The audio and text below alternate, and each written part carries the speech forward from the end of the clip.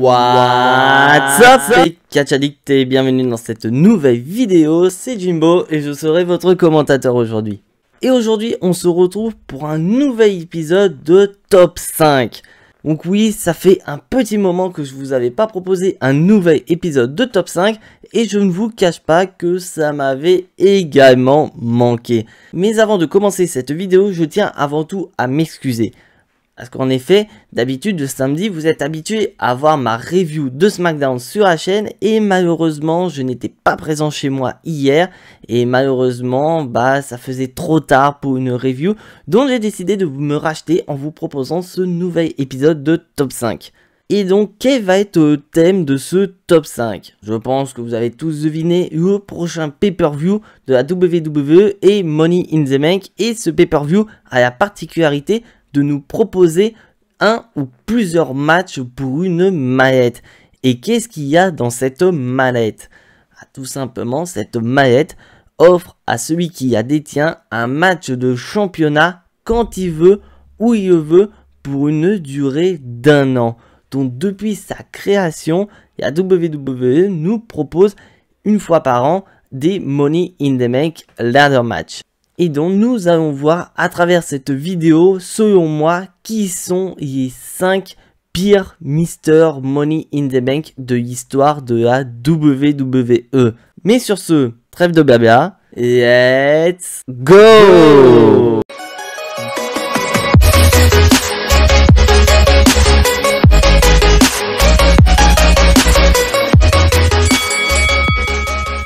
Alors, avant de commencer cette vidéo, je vais vous poser une petite question, mes Catch Addict. Selon vous, quels sont les critères qu'un Mr. Money in the Bank est un mauvais Mr. Money in the Bank?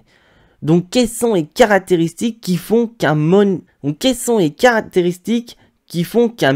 Money in the Bank est un mauvais Mr. Money in the Bank? Je vous laisse en débattre dans l'espace des commentaires. Moi, je vais vous dire ce qui fait qu'un Mr. Money in the Bank est un mauvais Mr. Money in the Bank. Donc déjà, ça répond à 2 critères très importants. Donc déjà, dans un premier temps, il y a le charisme du Mr. Money in the Bank. Je vous explique. Parce que comme je l'ai dit, le Mr. Money in the Bank peut cacher son contrat quand il veut, où il le veut. Donc c'est-à-dire que le champion n'est pas obligé d'être à 100% de ses capacités pour subir un cash-in du Mr. Money in the Bank. D'ailleurs, la majeure partie des cash-in ont lieu quand le champion du monde, la victime de la mallette, est tout simplement inapte et tout simplement KO, soit parce qu'il a été attaqué précédemment, ou soit tout simplement il sort d'un gros match contre son challenger. Donc de ce fait, le Mr. Money in the Bank représente une épée de Damoclès pour le champion. Donc si tu n'as pas ce charisme qui fait que le champion doit toujours avoir un œil derrière la tête pour pouvoir être préparé à un éventuel cash-in, déjà ça commence très mal. Et maintenant on va passer au deuxième critère qui est tout simplement le push. Parce que pour moi, comme pour le Royal Rumble, la mallette Money in the Bank représente un push majeur pour un catcheur. Parce que si vous regardez tous ceux qui ont possédé une mallette Mr. Money in the Bank, la majorité ont obtenu leur premier titre de champion du monde avec une mallette. Notamment notre revenant de SmackDown, Edge, qui a remporté son premier titre de champion du monde grâce à une mallette Money in the Bank. Donc pour moi, ça ne sert à rien qu'un catcheur détienne une mallette Money in the Bank pour avoir un push, alors qu'il peut avoir le push sans avoir besoin de cette mallette. Donc voilà pour moi les 2 critères qui font qu'un Mr. Money in the Bank est un mauvais Mr. Money in the Bank. Mais avant de commencer cette vidéo vraiment, on va mettre un point sur une petite règle assez importante. Donc bien sûr, on a eu énormément de Mr. Money in the Bank et depuis 2017, la WWE nous propose des Miss Money in the Bank. Donc je vais prendre en compte uniquement les Mr. et Miss Money in the Bank qui ont conservé leur mallette pendant un moment. Donc vous ne verrez pas des Mr. ou Miss Money in the Bank dans cette vidéo qui ont caché leur mallette durant le même pay-per-view où ils ont remporté leur mallette, c'est-à-dire à Money in the Bank, voire même une semaine plus tard après avoir remporté leur mallette.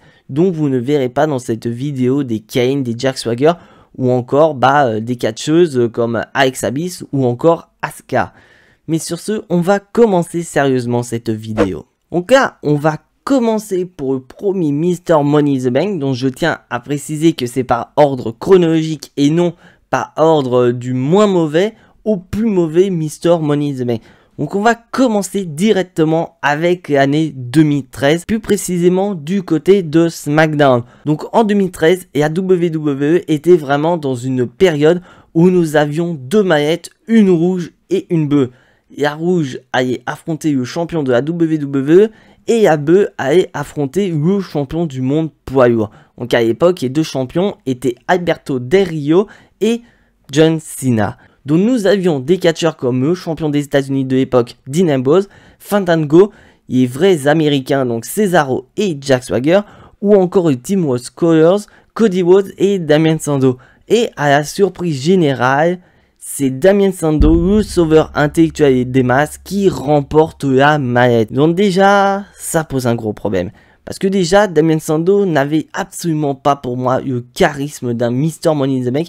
Il ne représentait pas vraiment une épée de Damoclès au-dessus de la tête du champion du monde poids lourd qui était Alberto Del Rio, voire même un peu plus tard John Cena. Et d'ailleurs, Damien Sandow n'a jamais tenté de cash-in sa mallette durant pas mal de temps. Il a fallu qu'il n'a fait qu'une seule tentative de cash-in. Bon, bien sûr, je ne vais pas cracher au visage de Damien Sandow, il a été opportuniste. Parce que, souvenez-vous, en 2013, John Cena était revenu à Hell in a Cell et était devenu champion du monde poids lourd en battant Alberto Del Rio, mais nous avions un John Cena qui n'était pas à 100%. En effet, John Cena souffrait du bras gauche, dont Damien Sandow a voulu être opportuniste et attaquer le bras gauche de John Cena pour vraiment avoir affaire à un champion du monde qui n'était pas à 100% pour pouvoir réussir son cash-in. Mais John Cena est John Cena, dont Damien Sandow loupe son cash-in et devient la première superstar de l'histoire à ne pas avoir réussi à cash-in sa mallette Mr. Money in the Bank. Wop, hop, hop, hop, hop, hop, hop. Donc avant que tu mettes un pouce rouge et un mauvais commentaire, je sais ce que tu vas dire. Tu vas dire, mais Jimo, t'en aurais pas oublié, hein? T'aurais pas oublié John Cena l'année précédente? Oui, il y a effectivement John Cena l'année précédente qui avait raté son cash-in de la mallette. Mais je tiens à préciser que John Cena a effectivement loupé son cash-in, mais d'une manière logique, mais théoriquement, John Cena a remporté son match. C'est juste que John Cena a perdu le match. C'est juste que John Cena a remporté le match par disqualification suite à une intervention du Big Show. Donc ce qui fait que John Cena a remporté le match, mais il n'a pas récupéré le titre du fait que par disqualification, le champion reste champion. Mais Damien Sandow est le premier catcheur de l'histoire à avoir perdu clean son cash-in. John Cena lui a arrivé les épaules. Il s'est pas fait disqualifier ni décompte à l'extérieur. John Cena a battu Damien Sandow. Donc, je considère que Damien Sandow est théoriquement le premier catcheur de l'histoire à ne pas avoir réussi à cash-in sa mallette Money in the Bank. Et là maintenant, on va faire un énorme bond en avant avec le Money in the Bank 2017. Bon, déjà, ce Money in the Bank 2017 est assez historique car il s'agit du premier show Money in the Bank exclusif à SmackDown, mais il est aussi le premier Money in the Bank qui intègre un Money in the Bank ladder match féminin. Mais on va s'intéresser au Money in the Bank ladder match masculin.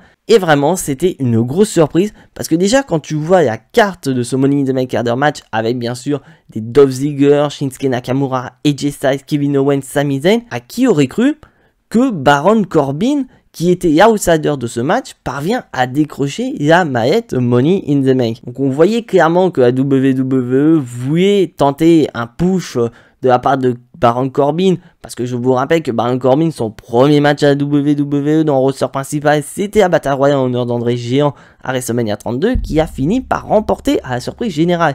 Mais c'est aussi là où WWE a pris vraiment Corbin pour le roi des cons. Parce que en effet, Corbin est opportuniste, le champion de l'époque était certes Jinder Mahal, mais Corbin a été opportuniste en attendant que le match entre John Cena et Jinder Mahal tourne à son avantage pour pouvoir tenter de cash-in. Mais le problème, c'est que Corbin a cash-in, mais John Cena était juste à côté. Et là, bah, Corbin fait une énorme connerie. Il baisse sa garde comme un con, ce qui permet à Jinder Mahal de remporter le match et de conserver son titre de la WWE. Et c'est vrai qu'avec le recul, tu te dis Jinder Mahal ou Corbin champion WWE à l'époque aurait été le meilleur. Je vous laisse en débattre dans les commentaires. Et donc là, on passe sur un petit bond d'une année avec Money in the Bank masculin de 2018. Donc déjà, quand vous voyez l'affiche, vous savez très bien qu'il allait y avoir un catcheur qui allait sortir du lot. Et c'est effectivement ce catcheur qui a remporté le match. Il s'agit du monstre parmi les hommes, Braun Strowman. Et franchement, Braun Strowman aurait pu être un très bon Mr. Money in the Bank parce qu'il a déjà le charisme. Il est présenté comme un monstre à la WWE. Donc le mec, il peut cash in sur n'importe qui, que ce soit John Cena ou encore Roman Reigns à l'époque. Braun Strowman, il s'en fout totalement. Mais le problème, c'est que WWE se fout de la gueule de Braun Strowman depuis un moment. Parce que déjà, 2017, Braun Strowman a eu énormément d'opportunités pour le titre universel, mais il ne l'a pas gagné. Et surtout que 2018, Braun Strowman, c'était sa pire année, très clairement. Parce qu'il remporte Greatest au Royal Rumble, mais il remporte aussi les titres par équipe à WrestleMania 34. Et là, malheureusement, la mallette Money in the Bank concrétise totalement cette année pourrite de 2018 pour Braun Strowman. Parce que c'est un Braun Strowman, il montre, voilà, je suis Mr. Money in the Bank, moi je peux cash in sur n'importe qui. Mais Braun Strowman est un peu trop babyface. Parce qu'en effet, il annonce quand est-ce qu'il va cash in sa mallette. Il annonce qu'il allait cash in sa mallette lors de Hell in a Cell contre Roman Reigns dans la CU de l'enfer. Et d'ailleurs, pour petite anecdote, Braun Strowman devient la 3e superstar de l'histoire à avoir annoncé quand est-ce qu'il allait cash in sa mallette. Les deux premiers étant Rob Van Dam et John Cena. Mais le problème, c'était la fin de ce match. Parce que le problème, c'est que Brock Lesnar intervient et le match se termine par un no contest. Un no contest dans un Hell in a Cell. Bon, après, quand tu te dis WWE et l'année d'après faisait perdre Seth Rollins par disqualification dans le Hell in a Cell, tu te dis que no contest, c'est moins pire. Mais le problème, c'est que la mallette Money in the Bank de Braun Strowman, on ne sait pas qu'est-ce que c'est devenu. Du fait que c'est devenu un non-contest, est-ce que WWE nous aurait dit, au pire des cas, statu quo, Braun Strowman, tu récupères ta mallette, tu cash in un peu plus tard, c'est pas grave. WWE, non, ta cash in, c'est bon, c'est fini. Alors que t'en as, c'était pas ouf. Et là, on va passer sur, pour moi, celui qui est le pire Mr. Money in the Bank de l'histoire. On va passer sur le Money in the Bank Ladder Match de 2019. Déjà, ce Money in the Bank Ladder Match de 2019 a une petite particularité. Car en effet, Braun Strowman, qui était prévu dans ce match de la mallette, a été retiré de ce match pour Sami Zayn. Mais Sami Zayn n'a pas pu catcher parce qu'il s'est fait attaquer. Mais on ne sait pas par qui et on sait que quelqu'un allait prendre la place de Sami Zayn. Mais on n'a jamais su c'était qui.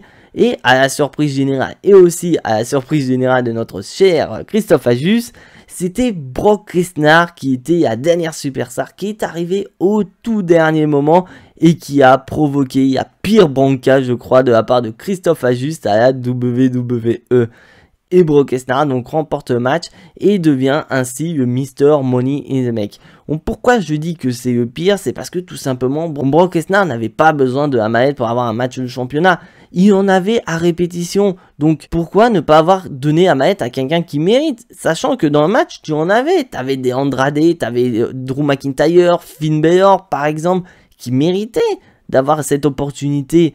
Mais WWE, non, vous avez donné à Brock Lesnar. Après, je suis entièrement d'accord que Brock Lesnar, voilà, il a du charisme, il a été une menace pour les deux champions qui étaient Seth Rollins et Kofi Kingston. Il le rappait, mais problème, Brock Lesnar était pris pour un con à ce moment-là. Parce que c'est cette période où vous voyez Brock Lesnar qui était en train de danser avec sa mallette Money in the Bank comme une radio au niveau de la tête, au niveau de ses oreilles. Mais surtout, c'est qu'ils ont pris énormément Brock Lesnar pour un con en faisant croire à Brock Lesnar qu'il doit cash in sa mallette très rapidement parce que cette mallette a une durée très limitée. Mais il a fallu que Paul Heyman lui dise mais non, mais en fait mon client il a 1 an pour cash in sa mallette. Brock, je tiens à te rappeler, t'as été victime d'une mallette. Bon, je vais te le rappeler, Seth Rollins a voulu cash in contre toi à Night of Champions en 2014. Tu affrontes Seth Rollins et John Cena au Royal Rumble et Seth Rollins est toujours Mr. Money in the Bank. Tu as quand même plusieurs mois d'écart, donc tu dois t'en douter que ça dure assez longtemps. Mais c'est pas tout. Seth Rollins cash in sa maillette 3 mois plus tard à WrestleMania 31. Donc Brock, tu dois t'en douter que la maillette ne dure pas qu'une semaine, elle dure 1 an. Donc pourquoi avoir eu besoin de Polyman pour te le dire? Et c'est ça le gros problème. Brock Lesnar est un très mauvais Mr. Money in the Bank parce que malheureusement il coupe la chic à énormément de superstars qui auraient mérité un match de championnat pour le titre universel ou pour le titre de la WWE. Mais WWE misait avant tout sur Brock Lesnar. Et avant de passer au tout dernier, on va faire une petite mention honorable du côté des femmes. Donc comme je vous ai dit, depuis 2017, la WWE nous propose des Money in the Bank ladder match féminin. Mais le problème, c'est que la majorité des Miss Money in the Bank ont cash in leur maillette le soir même ou le lendemain. Donc il n'y a qu'une seule catcheuse dans toute l'histoire qui a cash in sa maillette très tard. Il s'agit de Carmella. Donc pourquoi je dis que Carmella est une très mauvaise Miss Money in the Bank? Parce que déjà quand tu vois le match, tu te dis ça peut être soit Natalya, soit Charlotte Flair, soit Becky Lynch qui auraient pu décrocher la maillette et bah ils l'ont donné à Carmella. Mais déjà je ne comprends pas pourquoi WWE vous continuez à appeler Carmella la double Miss Money in the Bank alors que théoriquement elle n'a pas gagné le premier à Money in the Bank. C'est James Ellsworth qui aide et qui décroche la maillette et qui lui donne. Donc d'un côté ça ne fonctionne pas. Mais WWE comptabilise cette victoire de Carmella et dit qu'elle est double gagnante. Donc moi je ne comprends pas. Et puis déjà, bon, la maillette, je vois pas l'intérêt de lui avoir donné. Ok, elle a cash in avec succès, elle est devenue championne. Mais on retient pas grand chose de ce règne, à quel point que même actuellement à la WWE, on s'en fout qu'elle ait été une ancienne championne. On s'en fout qu'elle ait été une ancienne Miss Money in the Bank, clairement. Donc pour moi, c'est la pire, du côté des femmes. Bon, mais après, bien sûr, c'est la seule qui a conservé sa maillette très longtemps. Et les autres, elles ont même pas eu le temps d'en profiter, et ils ont cash in rapidement. Donc peut-être que cette année, en 2021, la Miss Money in the Bank conservera la maillette assez longtemps. Et donc là, on va passer au dernier, et je pense que vous en doutez, on va passer sur l'année 2020. Mais l'année 2020 est assez spéciale parce que nous avons eu 2 Mr. Money in the Bank du côté des hommes. Nous avons eu effectivement The Miz qui a récupéré la maillette dans un match, mais nous avons eu Mr. Money in the Bank original de 2020. Et c'est sur lui qu'on va s'intéresser, et il s'agit d'Otis. On déjà clairement, Otis, il a tous les caractéristiques qui font qu'un Mr. Money in the Bank est un mauvais Mr. Money in the Bank. Donc déjà, je vais parler par rapport au push. Je ne comprends pas pourquoi la WWE avait donné la maillette à Otis, alors que un certain Aleister Black méritait largement cette maillette, très clairement. Et WWE, bah, ils nous ont sorti des conneries en disant ouais, Otis, il essaie de voir pourquoi pas donner la maillette à Mandy Rose qui était sa compagne à ce moment-là du côté des Astorian. Ou encore, pourquoi pas transformer cette maillette pour donner une opportunité tag team. Parce que Otis était avant tout un catcheur d'équipe avec Tucker quand il formait Heavy Machinery. Mais WWE, ça n'a pas été le cas. Et d'un autre côté, Otis n'avait pas le charisme d'un Mr. Money in the Bank, très clairement. Parce qu'il suffit de voir Braun Strowman ou même encore Roman Reigns qui était champion universel durant le règne d'Otis en tant que Mr. Money in the Bank, bah le problème c'est qu'ils s'en foutaient royalement. Et d'ailleurs, souvenez-vous, lors de mes Jimbo Gnostics, je lui avais dit que je disais très clairement que Otis, bon, on s'en fout, il va jamais cash in. On ne sent pas vraiment cette aura du Mr. Money in the Bank qui peut arriver à tout moment pour cash in et devenir champion du monde avec Otis. Et ça posait énormément de problèmes. Et on a appris tout simplement, bah Otis a remporté la maillette tout simplement parce que Vince McMahon adore Otis et voilà, c'est toujours pour récompenser, mais le problème c'est qu'il n'y avait pas de projet. Donc au final, WWE a craché au visage de la maillette qui aurait pu être utilisée de manière plus intelligente. Mais maintenant, je vais vous poser une petite question. Si vous deviez donner la maillette Money in the Bank à Otis maintenant, est-ce que vous le donneriez? Moi personnellement je dirais oui, parce que Otis très clairement, depuis qu'il a fait son hit-turn, depuis qu'il a changé de look, c'est le Otis qu'on voulait. Donc pourquoi WWE ne nous avait pas fait un changement de look à Otis l'année dernière? Et là franchement ça aurait été un meilleur Mr. Money in the Bank qui ne l'a été. Donc voilà, c'est tout pour cet épisode. Donc voilà, c'est tout pour ce top 5. Si bien sûr tu n'es pas abonné à la chaîne, je t'invite à t'y abonner juste ici, à activer la petite cloche pour être notifié des prochaines vidéos et surtout lâcher un maximum de pouces bleus qui font plaisir à la chaîne et qui me font aussi énormément plaisir, parce que si vous donnez un maximum de pouces bleus, ça prouve que d'un côté vous adorez mes vidéos et ça me motiverait davantage à vous proposer des top 5 avec vraiment des thèmes très variés. Et bien sûr on se retrouve mardi pour les résultats de War, mais en attendant, soyez tous très fiers d'être des catch addicts et n'oubliez pas que catch c'est la vie, le catch c'est la meilleure chose qui soit, le catch vie. C'était Jimbo, je vous fais à tous en attendant des gros bisous et à la prochaine.